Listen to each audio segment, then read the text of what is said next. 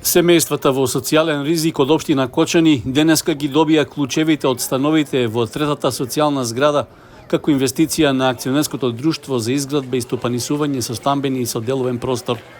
На предавањето во употреба на становите, на кое присуствуваа премиерот Христијан Мицковски, подпредседателот на владата Александар Николовски, заменик министерот за социјална политика Ѓоко Велковски и директорот на акционерското друштво Маријан Стефановски, беше речено дека објектот има 35 станови со површина од 35 до 45 квадратни метри, а наменети се за граѓаните од ранливите категории. За мене представува секоја задоволство кога ќе можам да бидам дел од ваков настан, кога се пушта нешто во употреба и кога имаме корисници кои што со задоволство го очекуваат тој момент. И имав чест да доделам клучеви на едно семејство и еден корисник на два вакви социјални стана.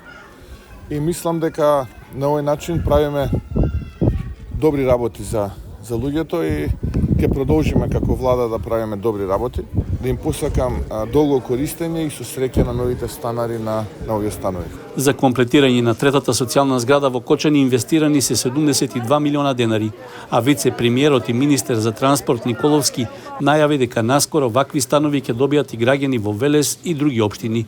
Работиме уште во неколку општини на довршување или на изградба на социјални станови.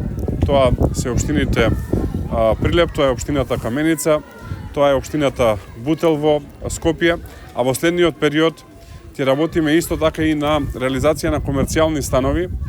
Јавноста е запозната со одлуката на владата, комерцијалната зграда која што се гради во општина Битола да биде понудена на продажба по цени кои што се, би рекол, реални, а тоа е 1000 евра метар квадратен за стамбена површина, 500 евра метар квадратен за гаража и деловните простори по 2000 евра за метар квадратен, како би можело да се влијае на енормно високите цени на пазарот за недвижности, пред се во неколку големи општини.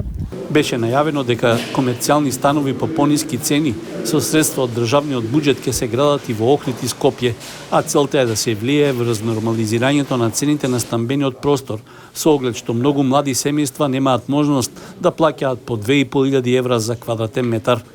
Премиерот Мицковски присуствуваше и на предавањето во употреба на петтиот клон на детската градинка Павлина Велјанова, лоциран во населбата Драчевик во Кочани. Изградбата на објектот почна пред 5 години во рамки на проектот за подобрување на социјалните услуги, што го реализираше тогашното Министерство за труд и социјална политика, а со финансиска поддршка од Светска банка. За изградба на објектот, општина Кочани доби грант од околу 1 милион евра, а имаше и собствено учество во подготвителните работи.